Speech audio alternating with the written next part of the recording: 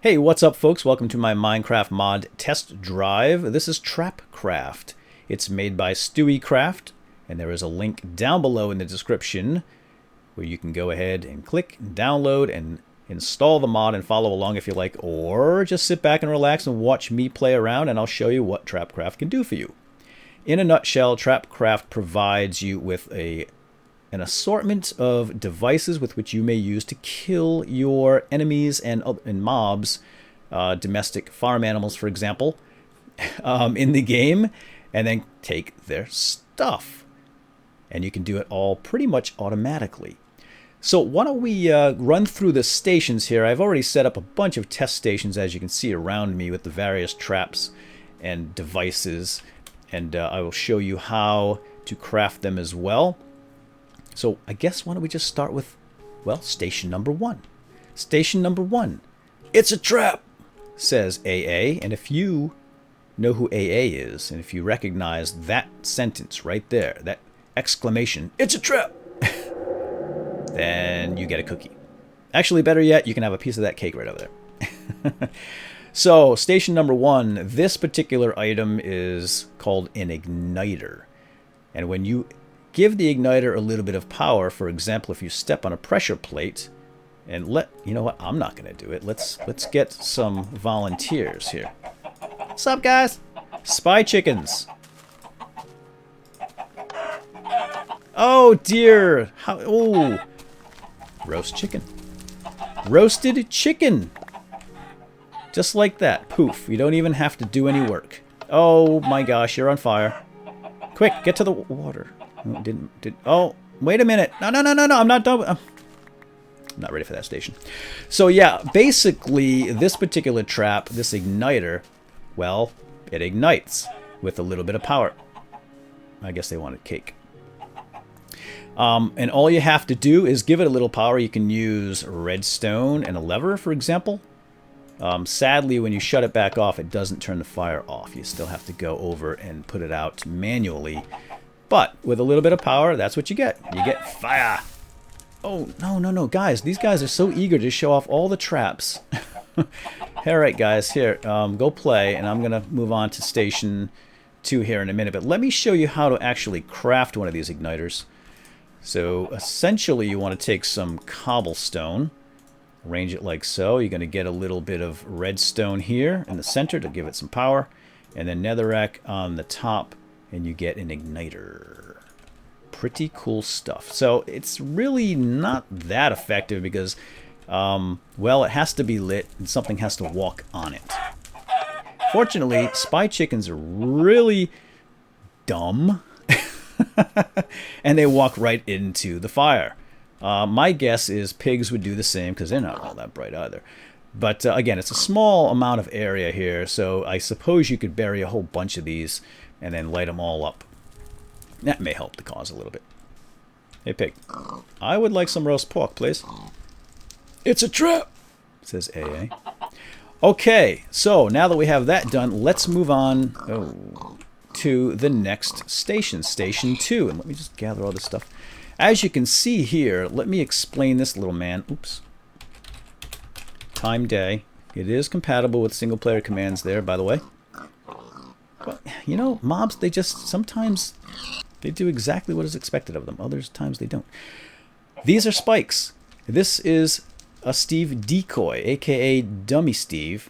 And basically what Dummy Steve is supposed to do is draw the attention or the aggro of nearby monsters. Sadly, he doesn't work. He's bugged at the moment, so I think we're going to have to hold off on Steve. But let me just show you how to make Dummy Steve. It's essentially a decoy, and it's supposed to draw the monsters, get off there, toward him, acting as, again, as a decoy to draw things in so that you can set up your traps around it.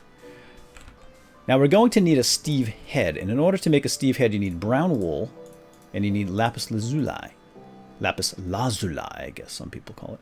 And you get a dummy head. Let's put the dummy head here, and I don't need you. And then once you have your dummy head, you take a little bit of wood, Put down the wood, 2 blocks of wood. It's like making a jack-o'-lantern, except that you're using wood and a Steve head. And Steve does not move, but it does take damage. It's got about 20 life, and it will die eventually, and you get your Steve head back, which is kind of nice. Actually, I think that's bugged too, because I keep getting multiple Steve heads. So yeah, there are a few bugs here. This particular mod just got spotlighted today, March 21st, and on the community spotlight at Curse Network at the forums. So it's going to get a lot of attention, and I just happened to bump into it today. That's how I found it, in fact. So my guess is the developer's going to get cracking on this thing and fix up some of these minor bugs. So let me show you. If you don't know, you can make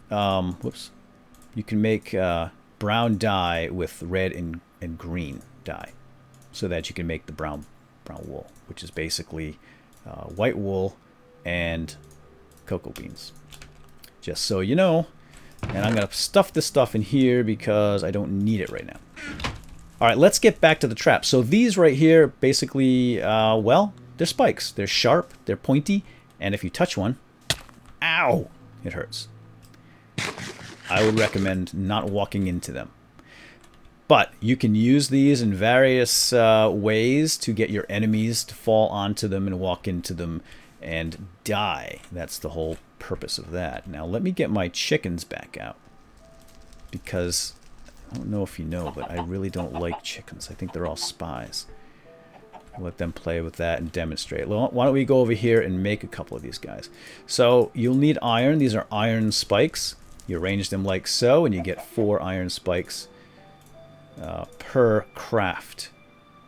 Now let's put those there, and you put them down.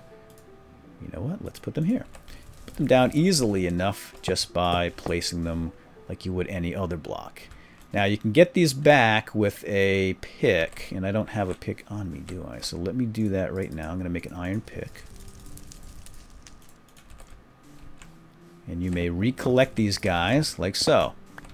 They are resistant to creeper explosions, so if they happen to get blowed up, don't worry, you can recollect them. Alright, let's move on to the next station. Alright, station 3, we have a dummy Steve here, a decoy, and it says, "Bite me!" And again, that is supposed to attract the attention of would-be killers.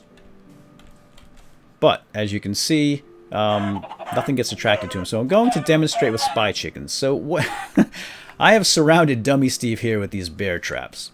And that's what these guys right here are. And you can basically set them around your dummy Steves, and hopefully these will be fixed soon. Oops. And as things walk into them and happen to wander onto your bear traps, why don't we throw a couple of sheep in here? Go ahead, guys. Come on. This is a test. This is all for science purposes. No sheep were harmed in this demonstration. Well, maybe 1 or 2. And they get caught in there. It closes on their leg, and they essentially bleed out once they're done with the moon dance. Do-do-do-do-do-do-do-do-do. Oh, that's terrible. Bing. Oh, and I will explain that little guy here in a minute. So that's pretty much the bear trap, and you can reactivate the bear trap. Once something steps in it, it closes up, and it kills the thing. You'll have to go back and reset the trap. I cannot fall in my own traps, fortunately. Unlike the spikes, I can't get hurt by these. And you can pick these up with a herring or a pick. Voila. Okay, there's bear traps. Let's go over here. And I guess I should explain this guy right here, which is a buried chest. It's a magnetic chest. And I'm going to go make one right now. In fact, let me show you how to make the bear traps. I think I have not told you how to make the bear traps. So a bear trap is essentially a mine cart, like so, with the iron. And you put a stone pressure plate in the center, and you get a couple of bear traps. Now let's make this magnetic chest. The magnetic chest is essentially a device that will draw in loose items on the ground. So if I have one of these guys down here, and there's something around it, so For example, when you put it around your traps and things die, it'll automatically suck the stuff inside. And the benefit of that is, so you don't have to be around your traps all the time. If you're not there to collect the items, they will go poof. But if you put one of these magnetic chests, bury it somewhere near your trap, it'll automatically draw in the loot and you can go collect at your heart's desire. So why don't we make one of these guys? And this is basically, let me see if I remember, it's a bunch of wood. It is redstone, I believe. And, okay, I got that backwards. Nope. There it is. Okay, it is wood on the outside here, one iron ingot in the center, one redstone to power the little bugger, and you have a magnetic chest. Pretty cool stuff. So you can use that around your traps. In fact, if you make your own little devices, you know, like around, say, spawners that you find in dungeons, you can use these to collect too, so you don't have to go and pick stuff up yourself. Okay, moving on to the next station. Let me reactivate that trap here first. Now we have a fan. And if you power a fan, it blows air. Fortunately, I can't get stuck in my own traps. But, no such luck. Here, let's get this puppy going. No such luck for the chickens, the pigs, and the cows. And, oh dear. Oh, that's terrible. And they get stuck. So basically it pushes them toward your trap to make things easier for you, and they die. And the pigs are a little tougher. Oh, there we go. Ooh, poofy. Poof. That may work toward fire, perhaps. Then you can get some cooked steak and cooked pork right off the bat, like over there. Have it blow right toward the fire. So you'll have to use your imagination. There's all sorts of ways to use these little guys.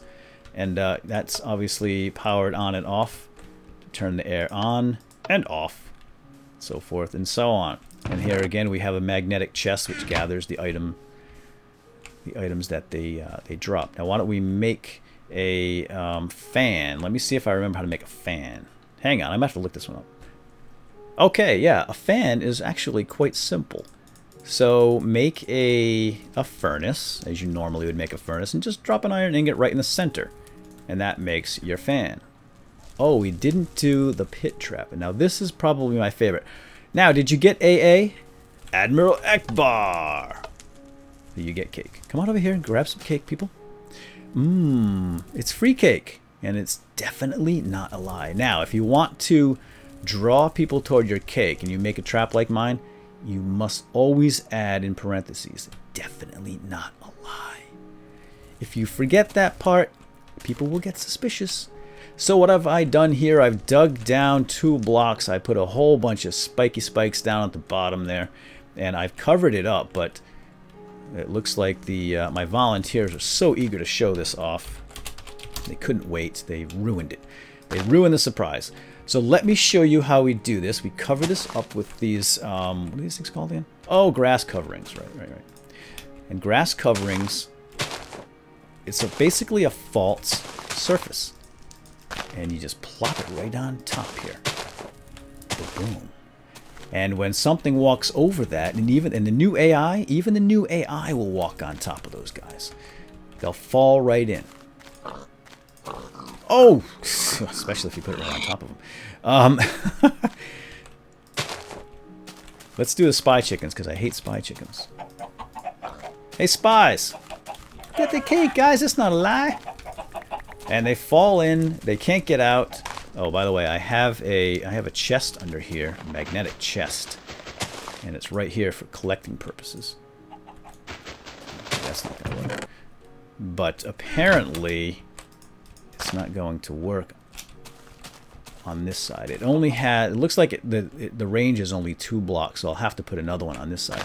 But anyway, you get the idea. I don't want to fall in. It hurts. So that, my friends, is the covering, false covering. Things fall in, and they die. Oh, dang it. Okay, I've had enough fun with my pit trap. Let's go over here and I'll show you how to make these false coverings. First, we're going to need some tall grass. Now, I've already got some because I cheated to get it, but let me come over here and I'll show you. If you use shares on tall grass, you get tall grass. And come on over to your workbench, and you'll need sticks. Just put a bunch of sticks down here, and then the tall grass above, and you get grass coverings. And once again, all you have to do is put that down. Obviously, it's not going to make sense to put it over in a desert because it's, well, I suppose it could still work here.